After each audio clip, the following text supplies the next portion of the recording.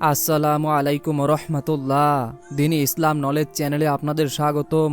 আজ আমি আপনাদের সঙ্গে আলোচনা করব আজ পবিত্র ঈদ উল ফিতরের উপলক্ষে যদি আপনারা এই আমলটি করতে পারেন, আল্লাহ পাক রব্বুল আলামিন আপনার জীবন যৌবনের সকল প্রকার গুনাহকে মাফ করে দিবেন।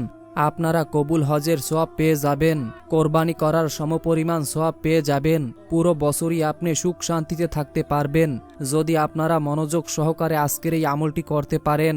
প্রিয় দিনী ভাই ও বোনেরা, ঈদ উল ফিতর এটি বছরে একবারই আসে। এই দিনটিকে যদি আমরা কাজে লাগাতে পারি তাহলে আমরা দুনিয়া এবং আখেরাতে কামিয়াবি হয়ে যাব।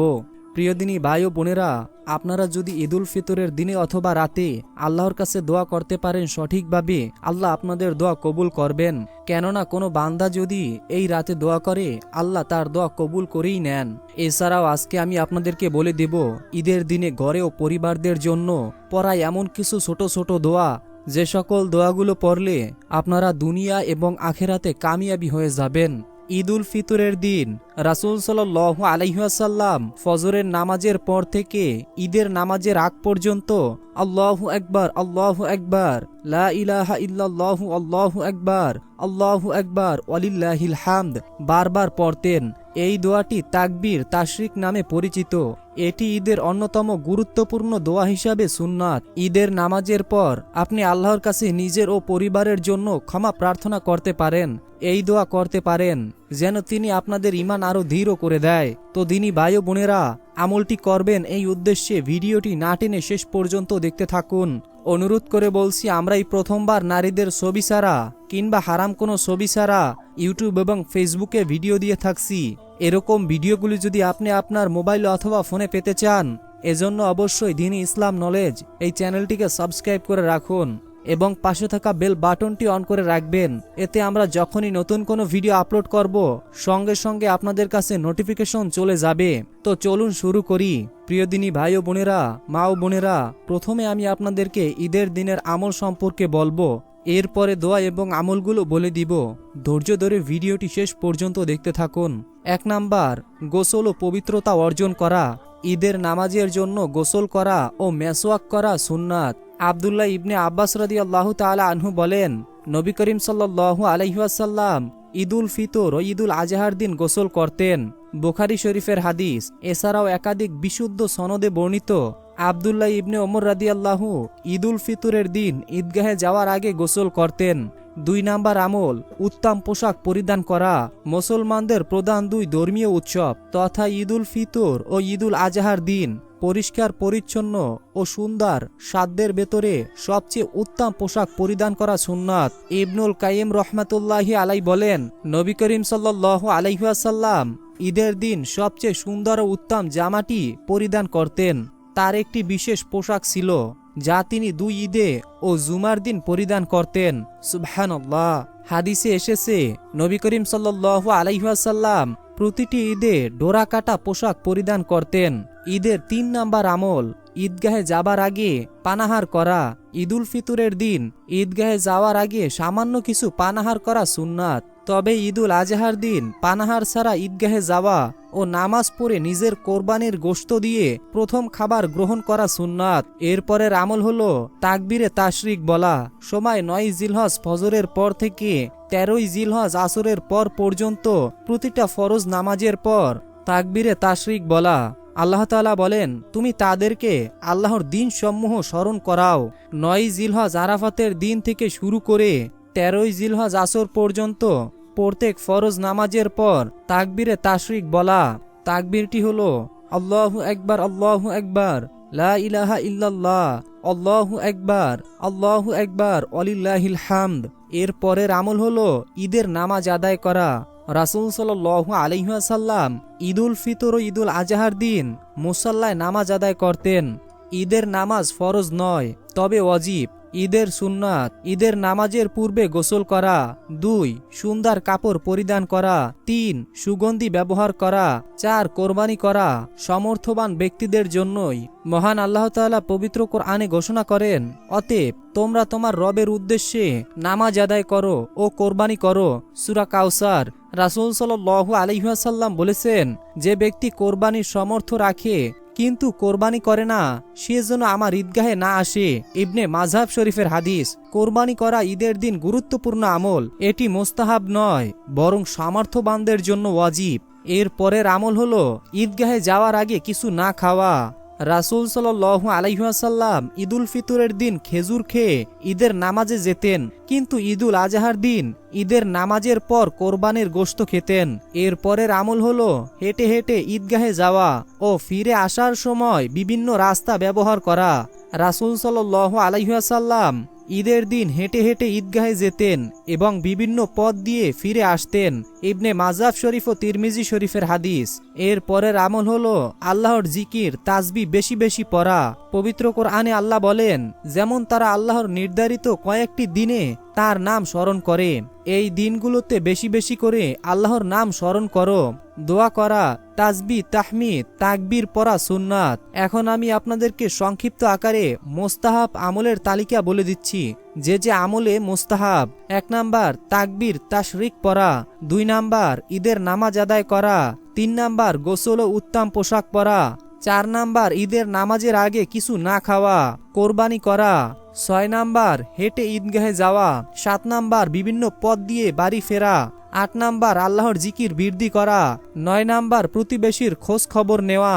10 নাম্বার কোরবানিকৃত পশুর গোশত 1/3 গরিব দুঃখীদের মাঝে বন্টন করা। ঈদুল আজহার দিনটি আনন্দ উৎসবের পাশাপাশি এই দিনে মোস্তাহাব আমলগুলো যথাযথভাবে পালন করলে একজন মুমিন আল্লাহর নৈকট্য লাভ করতে পারবে এবং ঈদের প্রকৃত ফজিলাত অর্জন করতে পারবে। প্রিয় দিনী ভাই ও বোনেরা, নবী করিম সাল্লাল্লাহু আলাইহি ওয়াসাল্লাম যেভাবে কোরবানির গোশত বন্টন করতেন, আমরা অনেকেই আছি কোরবানিকৃত পশুর গোশত বন্টন করতে পারি না। ইসলামিক বিধান অনুযায়ী যেভাবে একজন মুমিনের কোরবানির গোশত বন্টন করা উচিত, সেই পদ্ধতিটা জেনে নিন। কোরবানি একটি গুরুত্বপূর্ণ ইবাদাত। সামর্থ্যবান পুরুষ ও নারীর ওপরে কোরবানি ওয়াজিব। এটি ইসলামের মৌলিক ইবাদাতের অন্তর্ভুক্ত। হযরত আদম আলাইহিস সালাম থেকে শুরু করে সব নবীর যুগেই কোরবানি পালিত হয়েছে। এটি শাইয়ারে ইসলাম তথা ইসলামের প্রকৃতি বিধানবলীর অন্তর্ভুক্ত। অন্য আয়াতে এসেছে, হে আল্লাহর রাসূল, আপনি বলুন, আমার নামাজ, আমার কোরবানি, আমার জীবন, আমার মরণ রাব্বুল আলামিনের জন্য উৎসর্গকৃত। আল্লাহর সন্তুষ্টির উদ্দেশ্যে কোরবানি করা পশুর মাংস ভাগ করার একটি সুনির্দিষ্ট নিয়ম রয়েছে। মহানবী সাল্লাল্লাহু আলাইহি ওয়াসাল্লাম কোরবানির পশুর গোশত ভাগ করার নিয়ম বলে দিয়েছেন। আব্দুল্লাহ ইবনে আব্বাস রাদিয়াল্লাহু তাআলা আনহু থেকে বর্ণিত, রাসূল সাল্লাল্লাহু আলাইহি ওয়াসাল্লাম কোরবানির গোশত 1 ভাগ নিজের পরিবারদেরকে খাওয়াতেন, 1 ভাগ গরিব প্রতিবেশীদেরকে দিতেন এবং 1 ভাগ গরিব মিসকিনদেরকে দিতেন। এছাড়াও ইবনে মাসুদ রাদিয়াল্লাহু তাআলা আনহু কোরবানির গোশত 3 ভাগ করে 1 ভাগ নিজে খেতেন, 1 ভাগ যাকে চাইতেন তাকে খাওয়াতেন এবং 1 ভাগ ফকির মিসকিনদেরকে দিতেন বলে উল্লেখ করেছে। কোরবানির মাংস আত্মীয় পরিবারদের মাঝে বিতরণ না করা এটা একটা খুবই গর্হিত কাজ।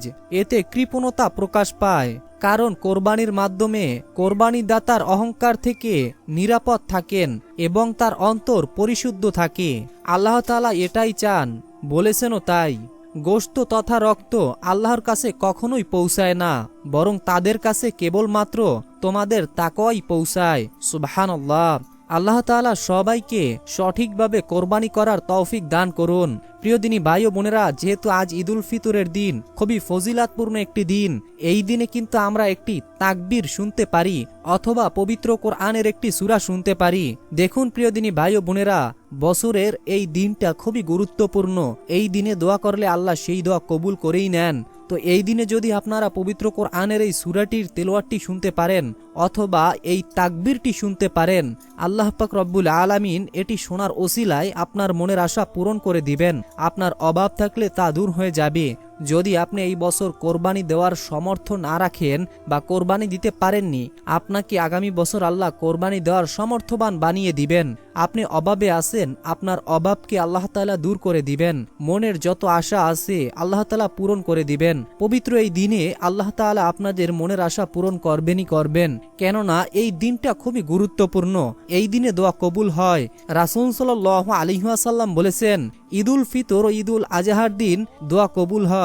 অতএব তোমরা এই দিন বেশি বেশি আল্লাহর জিকির করো, দোয়া পড়ো, আল্লাহর কাছে আকুতি মিনতি করো যাতে তোমরা সফল কাম হতে পারো। তো দিনী ভাই ও বোনেরা, সূরাটি বা দোয়াটি শোনার আগে মহান আল্লাহর কাছে দোয়া করি, হে আল্লাহ, আজ এই কোরবানির ঈদের দিন যে যেই আশা নিয়ে আপনার পবিত্র আল কোরআনের এই সূরাটিকে শুনছে বা শুনবে, আপনি সকলের মনের আশা ও মনের মাকসুদ পূরণ করে দিন। যারা অভাবী, আপনি তাদের অভাবকে দূর করে দিন। যারা কষ্টে আছে, আপনি তাদের কষ্টকে দূর করে দিন। যাদের টাকার প্রয়োজন, আপনি তাদেরকে টাকার ব্যবস্থা করে দিন। হে আল্লাহ, যাদের পরিবার ও সংসারের ভিতরে ঝগড়াঝাটি অশান্তি লেগেই থাকে, এই সূরাটি শোনার ওসিলায়, এই আমলটি করার ওসিলায় আপনি তাদের পরিবার ও সংসারে সুখ শান্তি দান করুন। যারা অসুস্থ, আপনি তাদেরকে সুস্থতা দান করুন। আমিন। কমেন্ট বক্সে আপনিও আমিন লিখে উন্মুক্ত দোয়ায় শরীক থাকুন। বলা তো যায় না কখন কার বলা আমিন, মহান আল্লাহ কবুল করে নেন। তো চলুন মনোযোগ সহকারে সম্পূর্ণ তেলাওয়াতটি শুনে নেওয়া যাক। أعوذ بالله من الشيطان الرجيم بسم الله الرحمن الرحيم والنجم إذا هوى ما ضل صاحبكم وما غوى وما ينطق عن الهوى إن هو إلا وحي يوحى إن هو إلا وحي يوحى علمه شديد القوى ذو مرة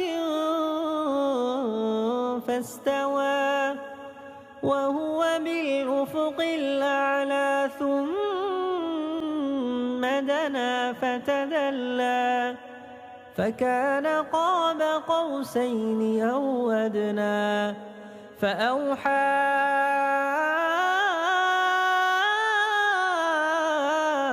إلى عبده ما أوحى ما كذب الفؤاد ما رأى أفتمارونه على ما يرى ولقد رآه نزلة أخرى عند سدرة المنتهى عندها جنة المأوى إذ يغشى السدرة ما يغشى ما زاغ البصر وما طغى لقد رأى من آيات ربه الكبرى أفرأيتم اللات والعزى ومناة الثالثة الأخرى ألكم الذكر وله الأنثى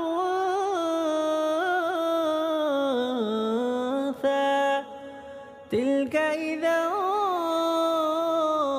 قسمة ضيزى إن هي إلا أسماء سميتموها أنتم وآباؤكم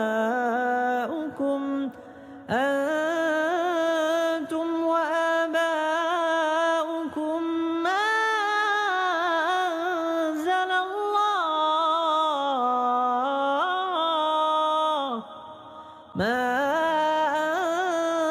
أنزل الله بها من سلطان إن يتبعون إلا الظن وما تهوى الأنفس ولقد جاءهم من ربهم الهدى أم للإنسان ما تمنى فلله الآخرة والأولى وكم من ملك في السماوات لا تغني شفاعتهم شيئا إلا من بعد أن يأذن الله إلا من بعد أن يأذن الله لمن يشاء ويرضى إن الذين لا يؤمنون بالآخرة ليسمون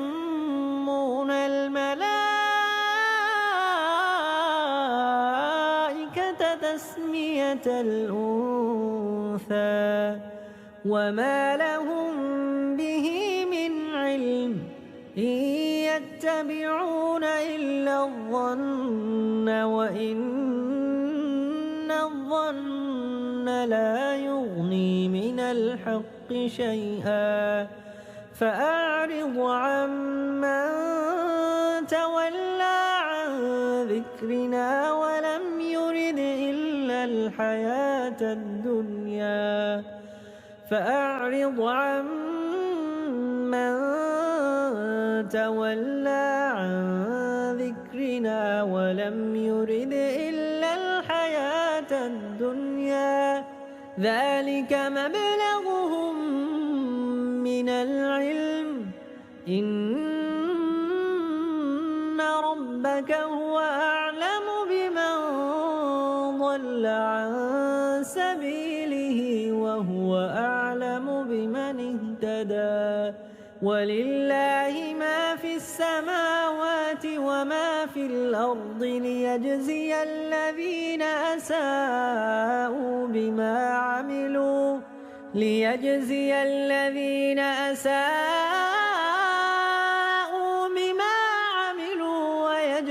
الذين أحسنوا بالحسنى الذين يجتنبون كبائر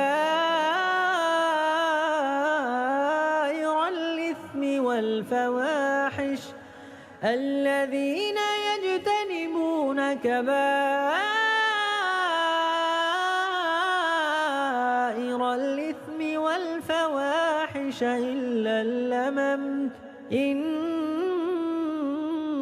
ربك واسع المغفرة هو أعلم بكم إذ أنشأكم من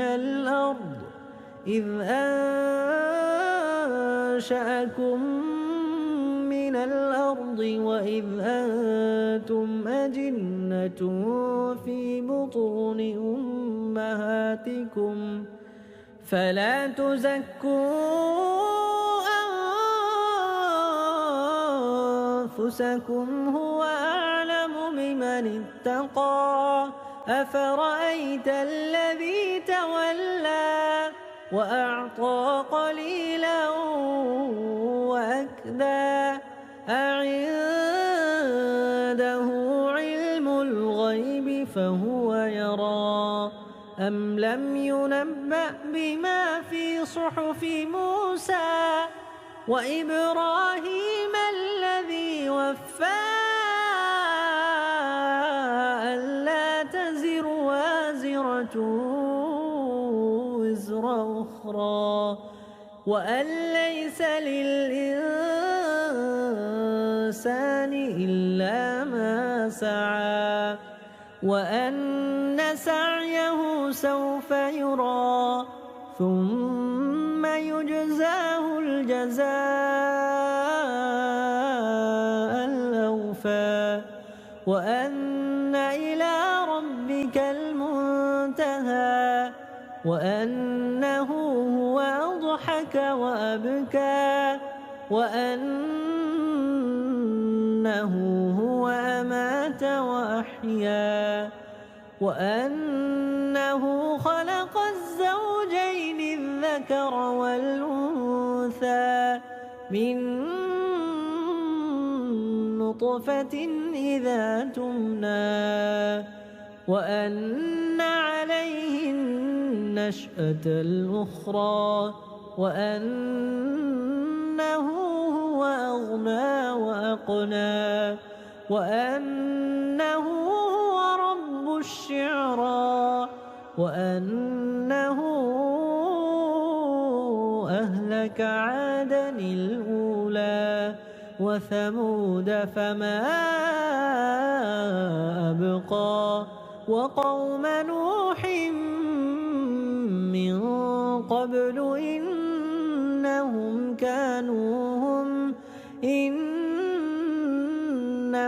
كانوا هم أظلم وأطغى والمؤتفكة أهوى فغشاها ما غشى فبأي آلاء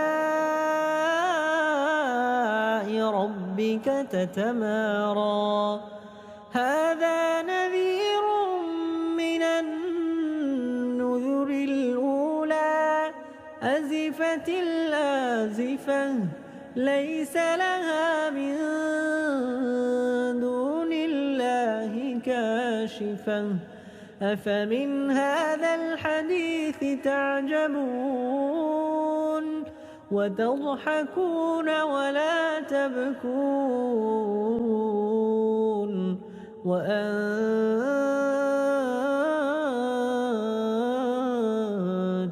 سامدون فاسجدوا لله واعبدوا